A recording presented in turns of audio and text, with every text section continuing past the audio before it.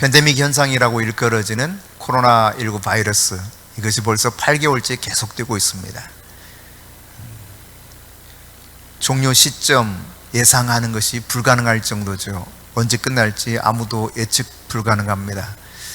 5월인가요? 그 무렵쯤 이제 마무리되나 싶었죠. 그래서 42.195km 마라톤을 다 마치고 결승점이 코앞에 있는 듯 보였습니다. 그러나 다시금 재유행이 되면서 처음부터 다시 뛰어야 하는 마라톤 경기처럼 되어버리고 말았습니다. 여러분, 끝이 보이지 않는 고난보다 더 힘들고 더 우리로 하여금 무섭게 만드는 것은 끝이 닿을 듯 말 듯 하는 그런 고난이라고 표현한 기자도 있었습니다. 괜찮아질 거라는 희망, 이것이 꺾였을 때 상처는 더 치명적인 것이죠. 우리가 조금만 더 견뎌내보자, 이와 같이 국민일보 뉴미디어 팀장인 이용상 기자가 글을 쓴 것을 보았는데요, 참 어렵고 힘든 시대에 우리가 살아가고 있습니다. 그러나 우리는 분명히 믿습니다. 우리의 이 상황을 주시하고 계시고 우리의 부르짖음에 귀를 기울이실 뿐만 아니라 우리의 삶 가운데서 구원의 역사를 도도히 흐르게 하고 계시는 하나님이 임마누엘 되셔서 지금 우리의 각 사람과 그 현장 속에 함께 하고 있다는 사실이죠. 하늘로 올라가시는 예수님을 바라보실 때 천사가 어찌하여 너희가 하늘만 쳐다보느냐 이야기했었습니다. 우리의 관심사와 예수님의 관심사, 이것이 과연 동일한가, 이것을 생각해 보자 했었죠. 지난주에 과연 나의 관심사가 예수님의 관심사인 하나님의 나라, 그것과 어느 만큼 동일한가, 이것을 우리가 염두에 두면서 내 마음 안에서 어떻게 에너지가 쏟아지고 또 집중되고 있는가 살펴봐야 될 것입니다. 그런가 하면 성령이 임하시면 너희가 권능을 받고 예루살렘과 온 유대와 사마리아 땅 끝까지 이르러 내 증인이 되리라 말씀하시는 가운데, 어찌하여 하늘만 쳐다보느냐, 너희가 오직 성령 충만한가, 이 부분이 정말 중요하다고 가르쳐 주셨습니다. 예수님의 관심사, 하나님의 나라에 대한 관심사가 우리의 관심사가 되기 위해서는 예수님이 보내신 하나님의 영으로 충만해질 때만 가능한 것이죠. 예수님의 관심사가 내 관심사가 될 수 있는 그 비결은 바로 여기에 있습니다. 예수 그리스도가 보내신 하나님의 영, 그 성령으로 내가 충만함을 받을 때 예수님처럼 동일하게 하나님 나라를 사모하고 하나님의 통치를 받으면서 하나님의 뜻을 이 땅에 이루어갈 수 있을 것입니다. 그런가 하면 예수님께서 우리에게 가르쳐주고 계시는 것처럼 구름 타고 가신 그 모습 그대로 다시 오실 것이다 했습니다. 공개적으로 그분은 오실 것입니다. 그러므로 우리가 예수님의 다시 오실 그날을 위해서 과연 준비하고 깨어 있는가, 이것이 우리에게 중요한 문제라고 하는 것을 우리가 지난주에 살펴봤습니다. 아무런 일도 일어나지 않을 것 같은 상황 속에서도, 그리고 여전히 타락한 세상 속에서 수많은 사람들이 주를 외면할 때에도 하나님과 300년 동안이나 동행할 수 있었던 에녹, 그는 왜 그렇게 모든 사람 그들 부류에 휩쓸리지 아니하고 하나님과 함께 동행할 수 있었습니까? 그것은 심판이 곧 다가온다고 하는 분명한 사실을 그가 알고 있었기 때문이죠. 그의 아들 묻셀라, 그가 죽으면 심판이 임한다. 늘 그 아들을 볼 때마다, 그 이름을 부를 때마다 그는 심판하시러 이 땅에 오실 하나님을 경각심을 가지고 깨어 있었기 때문에 그가 하나님과 300년 동행할 수 있었습니다. 오늘 또 우리에게 주어진 과제는 그것입니다. 내가 과연 하나님과 동행하고 하나님 뜻을 이루는 가운데 주님 뜻대로, 주님이 말씀하신 대로 다시 오실 그날을 준비하며 살아가고 있을 것인가. 오늘 본문 읽은 말씀 안에는 하나님의 뜻에 대해서 우리에게 잘 가르쳐주고 있습니다. 세상을 살아가는 데 있어서 하나님 뜻만큼 중요한 것이 과연 어디 있겠습니까? 하나님 뜻을 아는 것은 매우 중요합니다. 하나님은 하나님의 뜻대로 이 세상을 창조하셨어요. 우리가 우리의 생각대로 사람을 만들어서 세상을 창조하고 그리고 이 세상을 다스리게 하자 하시지 않았습니까? 하나님께서는 하나님의 뜻에 따라 때로 심판하시고 세상을 다시 재창조하시기도 하셨습니다. 하나님의 뜻에 따라 사람을 부르시고 하나님의 뜻에 따라 민족을 세우시고 하나님의 뜻에 따라 세상 가운데 그분의 공의를 실행하고 계시는 분, 결국 이 세상 역사의 주인은 하나님이시요 그분의 뜻대로 운행되고 있다는 것을 우리는 분명히 잘 알고 있습니다. 오늘 현실적인 팬데믹 현상, 이것으로 인해 수많은 자영업자들이 문을 닫고 또 이 상태가 조금 더 지속되면 현재 근로자의 3분의 1이 실업을 당하게 될 것이다 라고 하는 정부의 이야기도 있습니다. 전문가들의 이야기도 있습니다. 여러분, 그러나 이 모든 것은 하나님의 뜻대로 되고 있다는 사실이에요. 그러니까 우리가 하나님의 뜻을 아는 가운데 하나님의 통치를 제대로 받으며 살아가는 것은 인생을 거친 풍랑과 같은 환란 속에서 평안하고 안전하고 고요한 삶을 살 수 있는 비결이 될 수 있을 것입니다. 오늘 본문에서는 하나님의 뜻과 관련된 세 가지 키워드를 같이 여러분과 나누고 싶습니다. 먼저 첫 번째, 하나님의 뜻과 기도입니다. 오늘 12절부터 14절을 다시 한번 읽어볼까요? 제자들이 감람원이라는 산으로부터 예루살렘에 돌아오니 이 산은 예루살렘에서 가까워 안식일에 가기 알맞은 길이라. 들어가 그들이 유하는 다락방으로 올라가니 베드로, 요한, 야고보, 안드레와 빌립, 도마와 바돌로메, 마테와 및 알페오 아들 야고보, 셀로신 시몬, 야고보의 아들 유다가 다 거기 있어 여자들과 예수의 어머니 마리아와 예수의 아우들과 더불어 마음을 같이하여 오로지 기도에 힘쓰더라. 오늘 감람산에 예수님이 승천하시는 모습을 지켜봤던 그들은 다시 예루살렘에 돌아왔습니다. 그리고 마가의 다락방으로 올라가게 되죠. 그곳에 함께 모여서 예수님 제자들과 더불어 여인들이 기도하는데 오로지 기도하기 힘쓰더라 라고 표현되어 있습니다.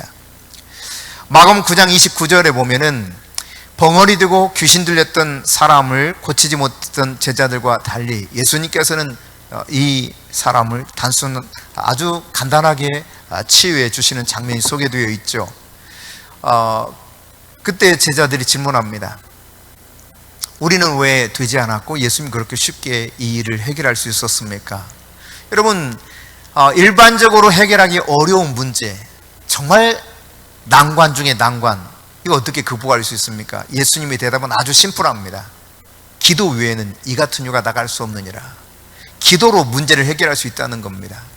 도저히 해결 불가능하게 보였던 문제일지라도 어느 누구도 감히 해결할 수 없었던 그런 어려운 문제 속에 있다 할지라도 주님은 기도로서 이 모든 것들을 가능하게 한다는 사실을 가르쳐주고 있습니다. 그런가 하면 예수님께서는 누가복음 22장에 보면 고난받는 십자가를 위해서 땀방울이 핏방울이 되도록 기도하시는 장면을 소개해 주고 있습니다. 주어진 사명, 그 십자가를 감당하기 위해서 그 하나님의 뜻을 완성시키고 이 땅에 있는 죄와 저주와 사망의 문제를 완전하게 해결하시기 위한 그 십자가의 사명을 감당하기 위해서 예수님은 땀이 땅에 떨어진 핏방울이 되도록 기도하셨던 것을 분명히 우리가 볼 수 있죠. 예수님이 공생이 시작하실 때는 어떻습니까? 누가복음 3장 21절에 보면 예수님께서는 그 공생의 처음 출발, 그것을 기도로 시작하셨습니다. 예수님이 기도하시다 하늘이 열렸어요. 그리고 성령이 비둘기같이 임하시는 장면이 소개되어 있습니다.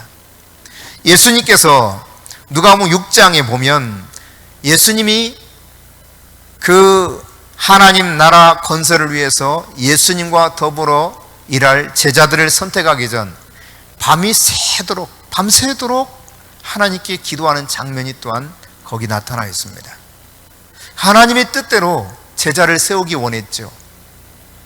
예수님 대신 이제 바톤을 이어받아서 하나님 나라를 건설해야 될 굉장히 중요한 인물들입니다. 이 인물을 세울 때에도 그냥 인간적인 마음으로 선택하지 않았다는 이야기입니다. 하나님의 뜻이 어디 있는가? 그것을 물었습니다. 그리고 밤새도록 그 뜻을 확인한 이후에야 비로소 12명의 제자를 세웠던 모습을 보게 되죠. 오늘 본문에 소개되는 것을 보십시오.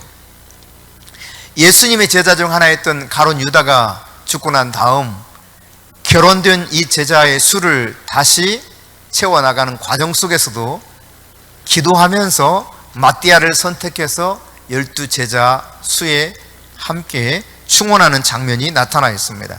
그런가 하면 사도행전 13장에서 보면 이방인에게 복음을 전하는 사도를 선출할 때에도 안디옥 교회가 하나님 앞에 간절히 기도합니다. 그리고 성령의 음성에 따라 그들이 바나바와 사울을 선택하여 사도로서 파송하는 장면이 소개되어 있습니다. 이처럼 문제를 해결하는데 혹은 사명을 감당하는데 또 사명 감당하는데 같은 동역자를 세우는데 어떠한 문제이든지 하나님의 뜻을 파악하고 그 뜻대로 하는 과정 속에는 반드시 기도가 있었다는 사실이 확인되고 있습니다. 여러분, 누가복음에 보면 누가복음 1장에서 기도하고 있는 한 사람을 소개합니다. 그는 제사장 사가라라고 하는 사람입니다. 그가 예루살렘 성전에 들어가서 기도합니다. 예루살렘 성전에서 그가 기도할 때 어떤 일이 일어납니까? 바로 뒤에 이어서 나타나는 성경의 기록은 바로 예수님이 이 세상에 오신 장면이 소개되어 있어요. 예루살렘 성전에서 간절히 기도하는 사가라, 그리고 그 기도를 통하여서 하나님은 이 땅에 구세주 예수를 보내고 있다는 사실이죠. 그런가 하면 사도행전은 이제 예수님이 승천하신 이후에 제자들이 기도하는 장면을 소개하고 있는데 바로 오늘 본문이죠. 그들이 어디서 기도합니까? 성전이 아닌 예루살렘의 한 다락방, 마가의 다락방에서 기도합니다. 이 마가의 다락방에 모여서 함께 기도할 때 어떤 일이 그 이후에 일어나게 됩니까? 하나님께서 예수님의 약속하셨던 그 성령을 보내고 계셔요. 성령이 오셨어요. 이로 인해 교회가 탄생합니다. 그렇습니다, 여러분. 예루살렘 성전에 드렸던 기도로 인하여 구세주가 오셨다면 마가의 다락방에서 기도했던 이 기도를 통해서 하나님께서 성령을 보내심으로 교회가 탄생되게 만드셨던 것입니다.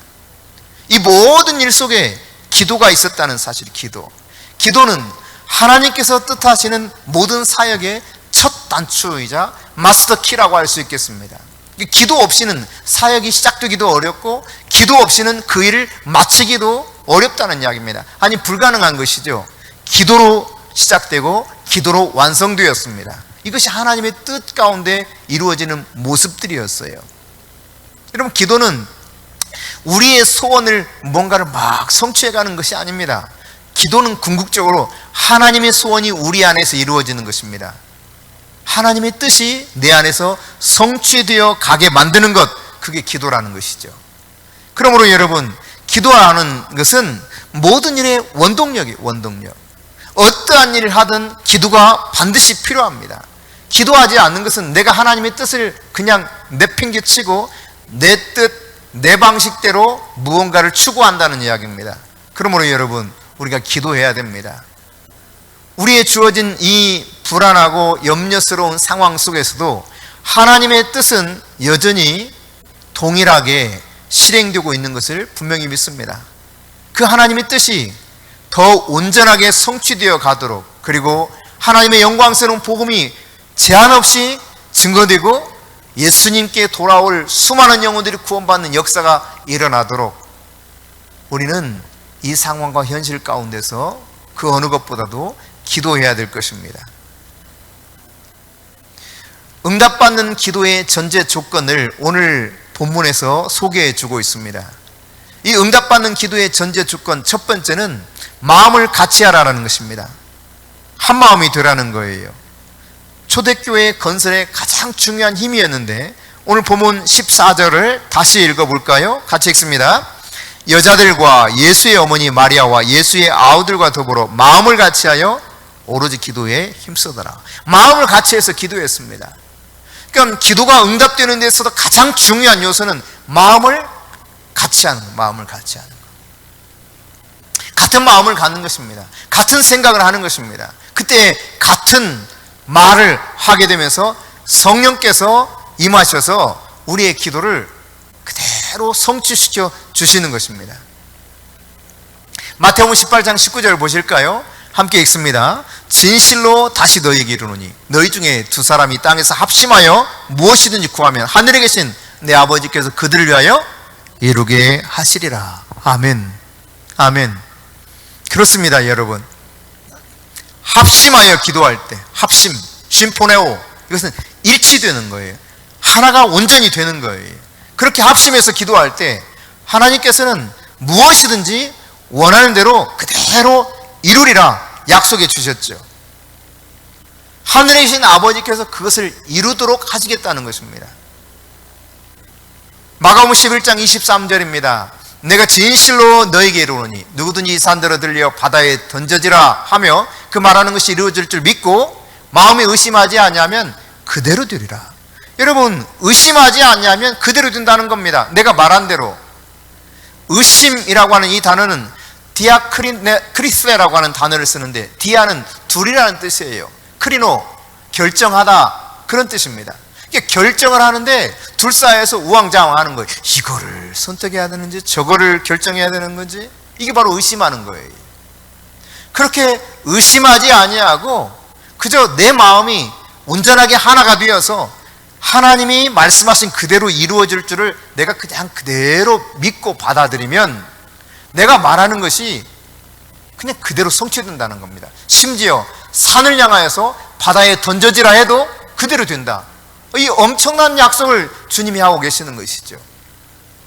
그러므로 우리 안에서 일어나는 이 의심, 이것들을 우리가 그냥 철저히 뿌리 뽑아 내던져 버려야 돼요. 이 의심이라고 하는 단어에서 파생된 단어가 디아로기스모스라고 하는 단어입니다. 악한 생각이라는 뜻을 가지고 있어요. 그러니까 우리가 의심하는 것은 결정을 제대로 내지 못하고 이렇게 해야 되나 저렇게 해야 되나 하는 것이라면, 여기서 조금 더 가면 이게 유사한 의미가 악한 생각. 하나님 앞에서 악한 생각으로 나아가는 것이 의심인 것이죠. 여러분, 그러므로 여러분의 생각 자체가 하나님의 생각과 하나님의 뜻과 동일하게 믿는 믿음으로 일치시킬 수 있기를 바랍니다. 로마서 14장 24절에서는 말씀하고 있습니다. 믿음을 따라 하지 아니한 모든 것은 다 죄니라. 내가 믿지 아니하고 하는 아무리 선한 일처럼 보인다 할지라도 그것은 다 죄가 되는 거예요. 하나님의 말씀을 철저하게 믿고 나의 마음이 하나님의 마음과 하나 될 뿐만 아니라 우리가 함께 서로 합심하여서 기도하게 될 때 하나님께서는 반드시 이루어 주실 것입니다. 기도 응답의 전제 조건 또 다른 한 가지가 오늘 본문에 소개되어 있습니다. 다시 14절 말씀 읽어볼까요? 같이 읽습니다. 여자들과 예수의 어머니 마리아와 예수의 아우들과 더불어 마음을 같이하여 오로지 기도에 힘쓰더라. 오로지 힘쓰더라는 거예요. 뭐에? 기도에. 그러니까 오로지 기도에 힘쓰더라. 오직 기도에 힘쓰는 것, 이것이 바로 기도 응답을 받을 수 있는 전제 조건이다. 그러면 오로지 힘썼다라고 했을 때 이 오로지 힘썼다고 하는 것은 에산 프로스 카루테는테스라고 하는 단어를 쓰는데요. 이 말은 무슨 말이냐면 꾸준히 뭐를 계속하는 것을 말하는 거예요. 이게 꾸준히 기도를 계속했다는 것입니다. 언제까지요? 그냥 계속하는 상태에 있었던 거예요. 현재 진행되고 있는 모습이죠. 결국 하나님이 약속하신 그것이 이루어지는 그때까지 계속 기도한 것입니다. 공동 번역에는 이것을 어떻게 번역하고 있냐면 모두 마음을 모아 기도에만 힘썼다, 이와 같이 번역합니다. 영어 성경은 이 오로지라고 하는 단어를 repeatedly 혹은 constantly 이와 같이 번역하고 있어요. 그러니까 하나님 앞에서 우리가 기도에 대해서 응답받으면서 하나님의 뜻을 성취해 가기를 원한다면 그냥 믿고 기도하는 거예요. 의심은 물리치고 오로지 하나님의 말씀만이 진리인 것을 확신하면서 끝까지 기도하는 것입니다. 여러분, 예수님께서 기도에 대해서 가르치실 때 불의한 재판관과 과부에 관한 비유를 통해서 가르치신 말씀이 있죠. 누가복음에 보면 불의한 재판관은 정말 공의에 따라서 그가 판단해야 될 모든 것들을 너무 엉터리로 재판하는 사람입니다. 아주 못된 재판관이죠. 근데 이 과부가 억울한 사정인데 그 재판관을 찾아갔으니 제대로 들어줄 리가 없습니다. 그때 이 과부가 물러서질 않습니다. 다음날 또 찾아갑니다. 다음에 또 찾아갑니다. 그러자 재판관이 어떻게 생각합니까? 야, 이 여인 이거 들어주지 않으면 나 너무너무 성가 싫어서 못 살겠다 싶어서 결국 들어준다는 것입니다. 그러면서 주님이 말씀하고 있죠. 하물며 하늘에 계신 너희 아버지께서 너희의 원한을 속히 풀어주지 않겠느냐. 그러나 인자가 올 때 믿음을 보겠느냐. 여러분, 믿음을 가진 자는 끝까지 기도한다는 이야기입니다. 낙심하지 않냐고 기도한다는 이야기입니다. 포기하지 않냐고 하나님이 응답하실 때까지 하나님께 부르짖어 기도한다는 것이죠.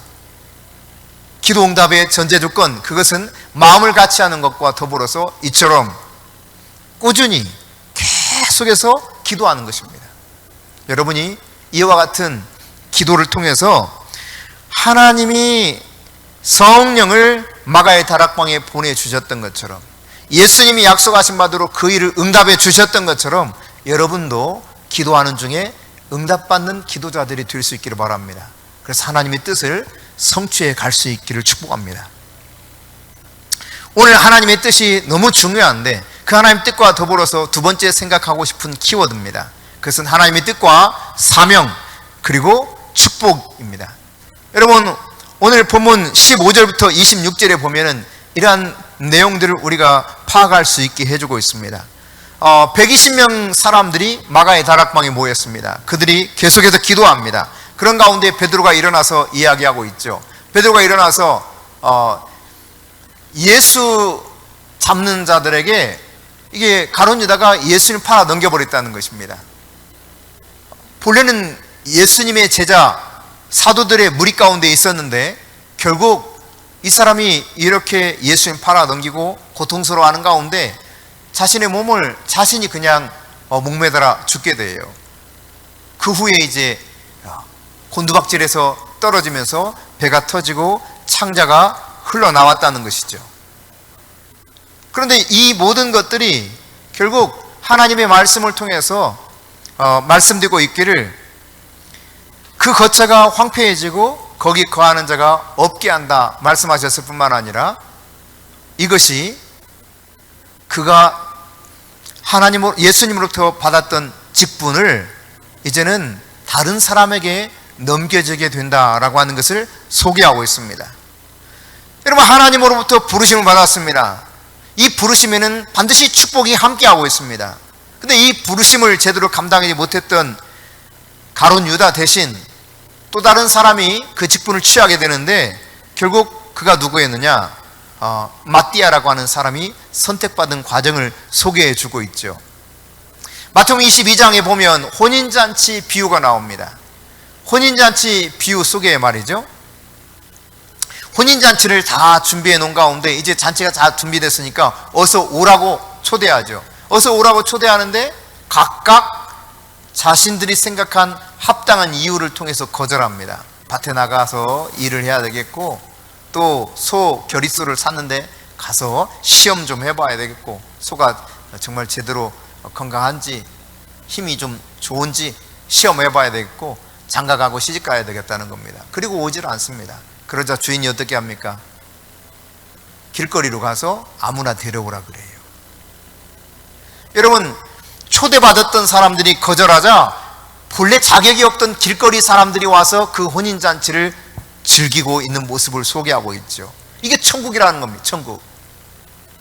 그런가 하면 유대인이 복음을 거절했습니다. 이로 말미암아 이방인에게 복음이 전하여지는 과정을 로마서 11장에서 바울이 소개하고 있습니다. 그리고 사도행전 13장에 보면은 제1차 전도 여행을 마친 다음에 사도 바울이 밤빌리아에서 이 전도 여행을 포기하고 돌아가 버렸던 마가 요한 대신 이제 새로운 동역자 한 사람을 선택하죠. 그가 신라였습니다. 이제는 신라와 함께 동행하며 2차 전도 여행, 3차 전도 여행 계속하고 있는 장면들이 소개되고 있어요.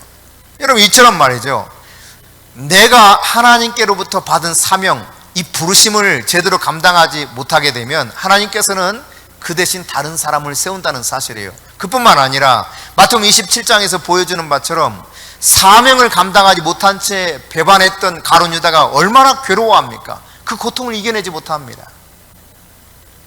여러분, 사명을 감당하는 것이 비록 우리에게 감당해야 될 십자가 같은 고난이 있을지 모르지만, 그러나 그 사명 감당한 이후에 우리에게 주어지는 축복이 있다는 사실을 깨달아야 돼요. 가룟 유다의 배반과 죽음, 이것은 단지 12명 중에 한 명이 사라진 인원의 손실이 아니었습니다. 이것은 구속사적인 의미에서 굉장히 큰 타격이었어요.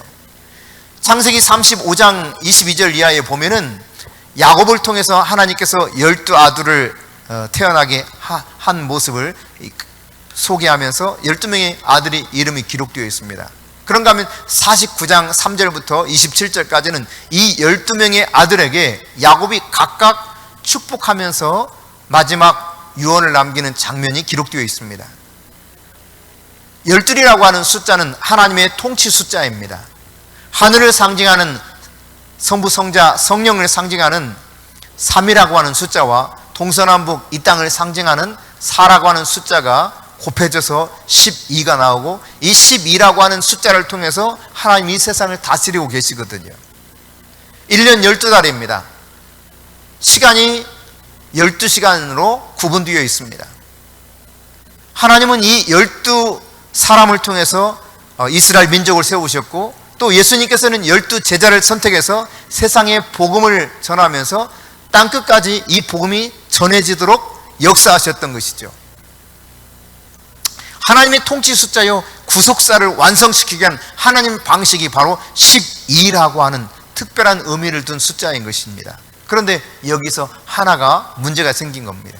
바로 이것을 위해서 오늘 본문에서는 이 가룟 유다 대신 한 사람을 선택하지요. 여러분, 가룟 유다가 죽은 다음 이렇게 한 사람을 충원해서 사도 속에 집어넣고, 시편 109편 8절 말씀에 보면 그의 직분을 타인이 취하게 하소서, 바로 이 말씀이 거기 기록되어 있는데, 이 말씀을 베드로가 인용하면서 설교하고 있는 것이 오늘 본문 20절 하반절에 나타나 있어요. 여러분 기억하십시오. 사명을 감당하지 못하면 다른 사람에게 그 축복이 돌아가 버리고 만다는 사실입니다. 하나님의 뜻을 이루기 위해서 하나님께서는 사명을 맡아서 감당할 사람들을 부르고 계시는 거예요. 이 부르심 앞에 우리가 온전하게 따르지 못했을 때 내가 받을 축복을 다른 이가 받게 된다는 사실이죠. 자, 그런가 하면 오늘 이제 하나님의 뜻과 더불어서, 이 중요한 하나님의 뜻과 더불어 또 한 가지 오늘 본문 속에 보여주고 있는 키워드가 있다면 그것은 하나님의 뜻과 주권이라고 하는 것입니다.